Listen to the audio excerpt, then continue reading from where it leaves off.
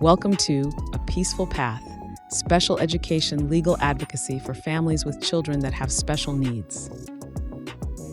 Welcome back to A Peaceful Path, special education legal advocacy for families with children that have special needs with Michelle Becker. Michelle is a special education attorney who helps parents navigate the school system with clarity and confidence. I'm Kevin Rosenquist, and today we're talking about what happens when a child's behavior becomes a barrier to learning. These situations can feel confusing and, of course, emotional, but Michelle's here to explain what parents can expect and how to protect their child's right to a supportive education. Michelle, it's great to see you.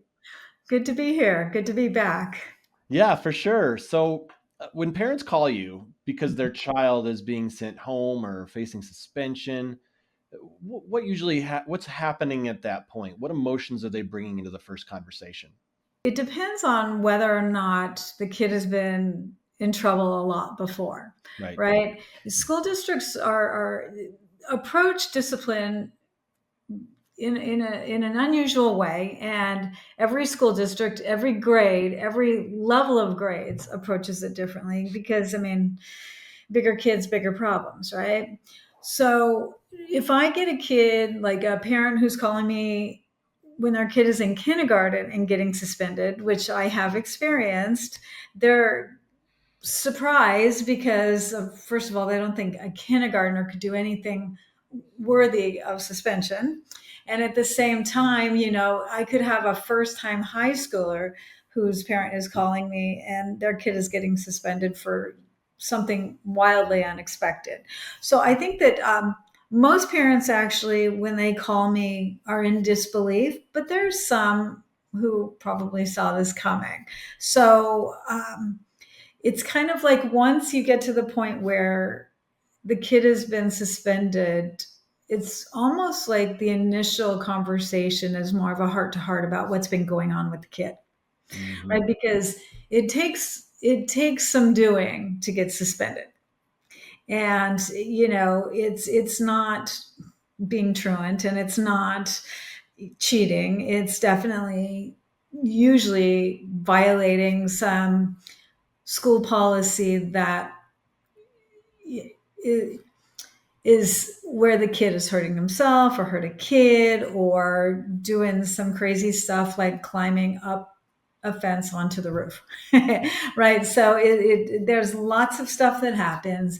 And by the time the parents call you, they kind of know, except for those really young kids, that something has been going on that hasn't been totally managed the right way. And that now it's time for the suspension conversation. Yeah, in a special education setting, for parents who haven't encountered it before, what kind of behaviors cause disciplinary action? You mentioned some extreme ones of climbing up on the roof and stuff like that. Yeah. Are there other things that maybe are a little less obvious that can cause this? So I think that it usually is, kids who have behavioral issues, especially kids with disabilities, it really is a function of the disability in some form or fashion.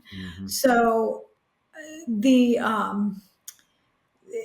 typical things are physical aggression, right? Or hitting, biting, kicking. I mean, they're pretty extreme.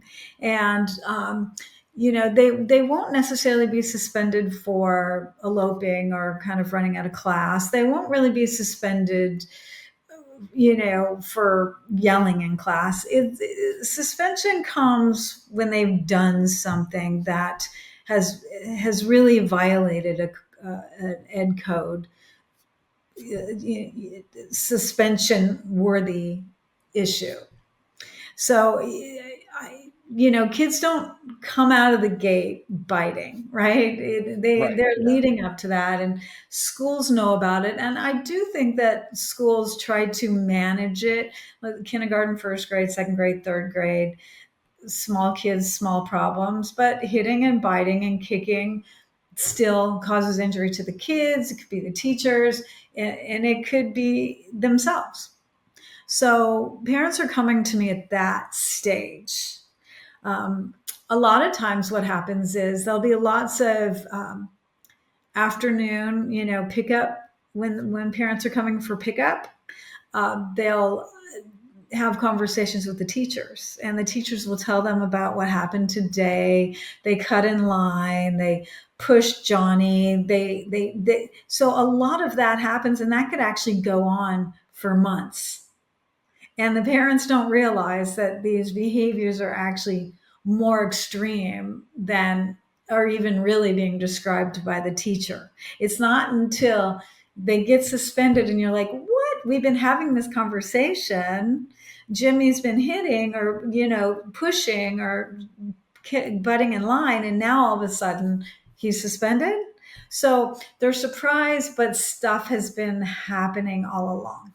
Yeah, I mean, I have a preschooler, and there are times when I feel like they won't tell us certain things. And we have a pretty good kid, but he gets in trouble sometimes. They all do. Every preschool does, and sometimes we find out about it later. And my wife is the first one to say, like, I want them to tell me this stuff because we can handle it. We'll talk to him. We'll make sure he understands the importance of this. He'll have it at home and at school. Is there a reason that you think that the parents are kind of left in the dark about this stuff? Yeah, I don't even think it's left in the dark. I think that there's a gray, hazy line between what's a problem and what's not a What's problem. just Maybe a preschooler being a preschooler in my scenario? exactly, Yeah. Hmm. and then all of a sudden it's like there's a bright line. Okay, this was Hmm. over the line, and now we have to do something about it. Yeah. So I do think it's less. I think that teachers and administrators could tattle on kids probably every day. Yeah. You're probably right. Right? Especially And younger ones. Yeah. yes, yeah. And so I really do believe that the intent, and this isn't to say that I'm on the school district side with any of this, but at the same time, kids are naughty a lot. Yeah.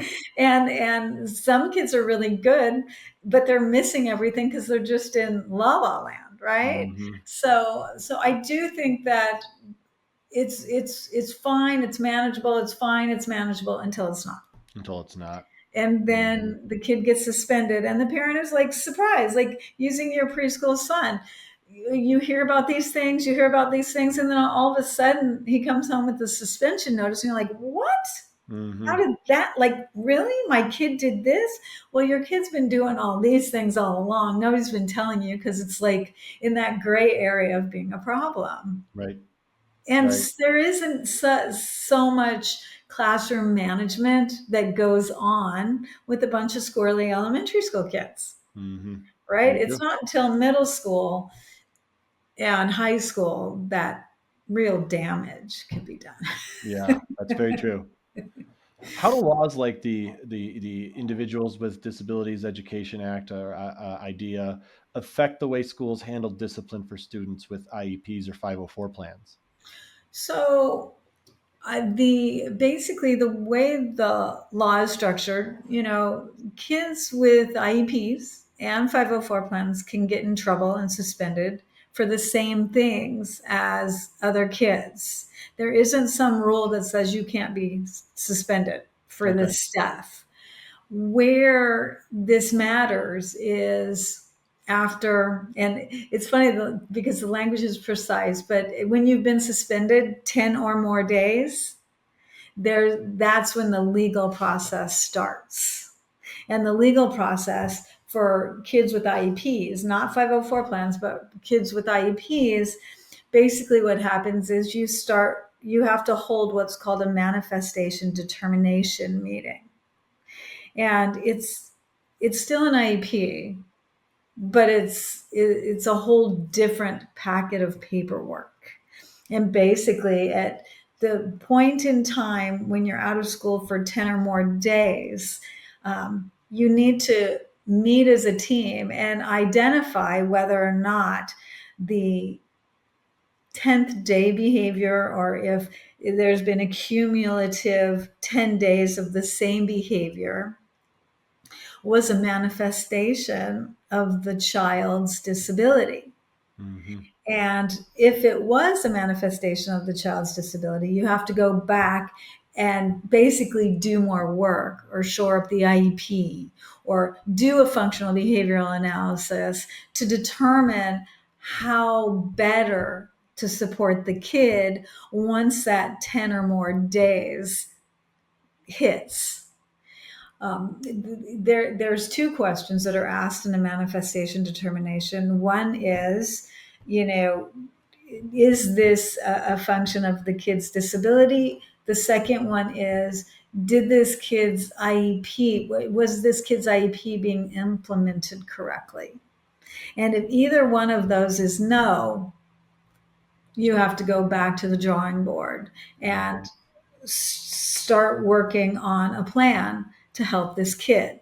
So, 10 or more days of suspension, what do you do with the kid? Put him back in school, do a 45-day emergency placement. There's a lot of different steps, and it's, too short of a podcast to go into the detail, but manifestation determination is how kids are protected from being suspended or expelled because of their acts, right? There's the due process measure of, did this kid do this because this is part of his disability? We don't want to penalize a kid for their disability. You just need to do better. Mm-hmm.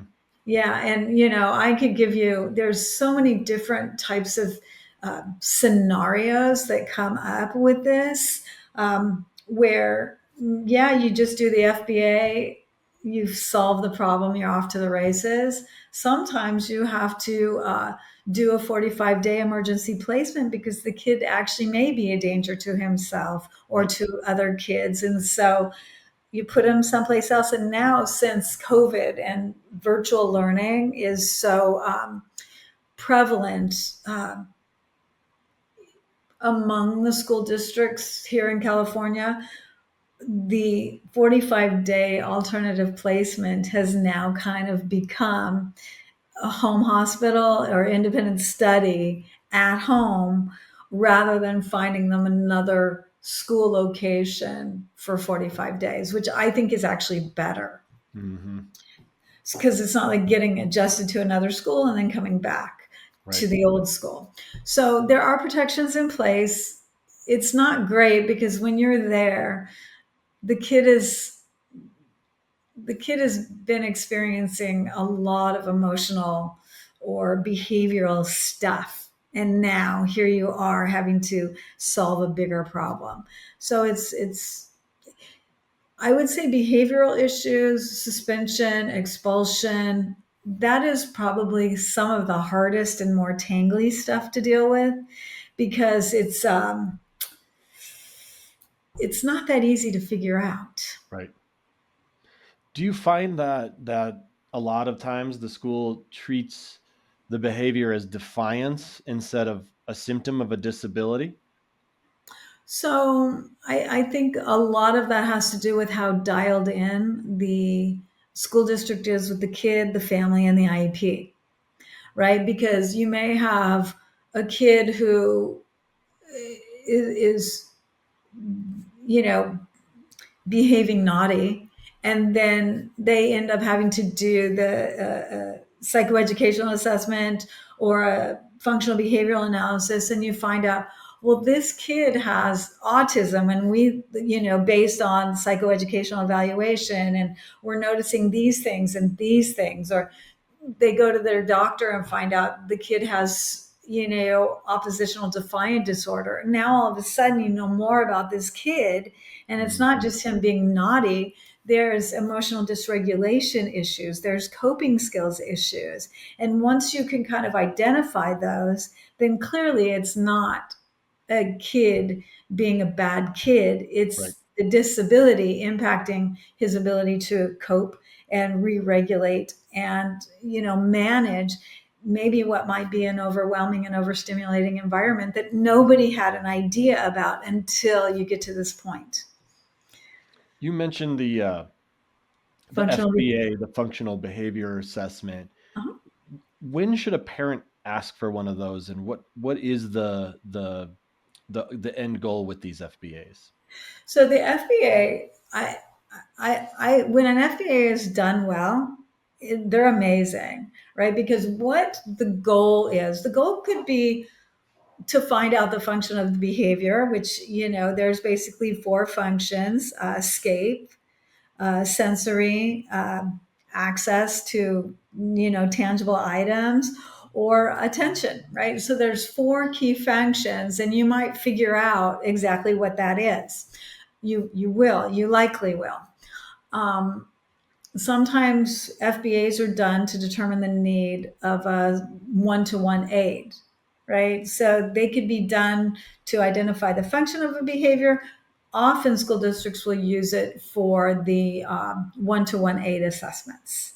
So basically, the beauty of a functional behavioral analysis is you have somebody observing the kid over, let's just say, 10 hours in a variety of environments, like, in the classroom, during carpet time, during recess, different times of the day, and doing non-preferred activities, doing preferred activities. And then they basically take 2 minute by 2 minute data, and ultimately this is what he did, this is what happened. And it comes out to be kind of a report that says, these are the things that happened, this is what happened just before, called the antecedent, this is the behavior that occurred, and this is the consequence, or what happened as a result of the behavior. They get the attention they needed? Did they get the item they were looking for? So basically, you get an ABC chart. What was the antecedent? Maybe the antecedent is non-preferred activities. The kid doesn't like writing. It's time to write. So the kid got up and ran out the door every time there was a writing assignment. Okay, the behavior was escape. The consequence was, obviously, he escaped and he didn't have to do the assignment, right? So it's an analytical model to really narrow in on what the kid's behaviors are and why the kid is doing it. And you're watching him across a variety of settings to see if you find a lot of consistencies. And generally you do. Right. And then once you do, you're able to say, okay, this kid doesn't like writing. Awesome. Now we need to figure out why he doesn't like writing, right? Is it hand fatigue? Is it, he doesn't know how to form his letters? What is it? Now let's drill down and identify what's going on. And from there, you build a behavior intervention plan, and you write a goal, and then that becomes a behavior intervention support, might become part of the service model, it might become part of the accommodations, and it'll certainly become a goal. And all of that ties together for the team to use this behavior intervention plan to ultimately help this kid develop the skills necessary to overcome that behavior. That sounds like a great program, honestly. Yeah, it is. And the better written the program is, the better the results. I'll believe Right? that. Because Yeah. you figure a kid has all service providers participating in that. Everyone needs to understand it. Everyone needs to. One of the key elements of a behavior intervention plan, it's called the FERB, functionally equivalent replacement behavior.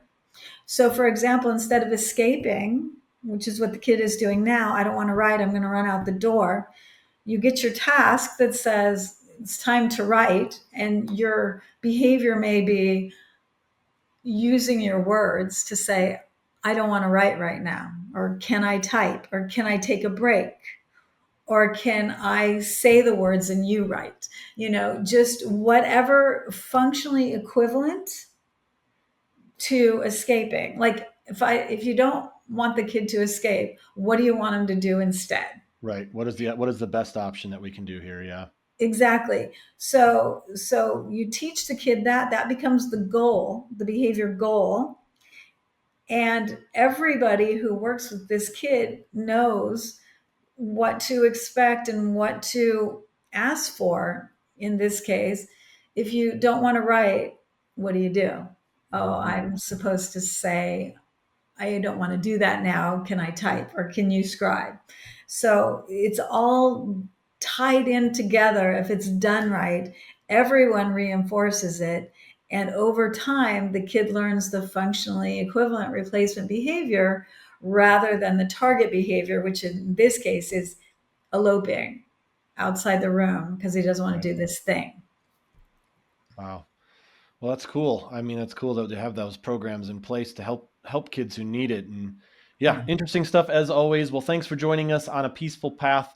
If your child is facing disciplinary action or you're unsure whether the school is following special education rules, Michelle Becker can help you understand your options and create a plan forward. Visit michellebeckerlaw.com to learn more. And don't forget to subscribe to our channel and leave us a review.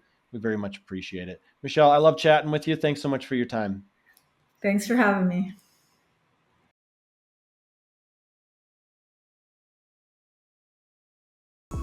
Thanks for watching. Be sure to hit that like and subscribe button and leave us a review in the comments.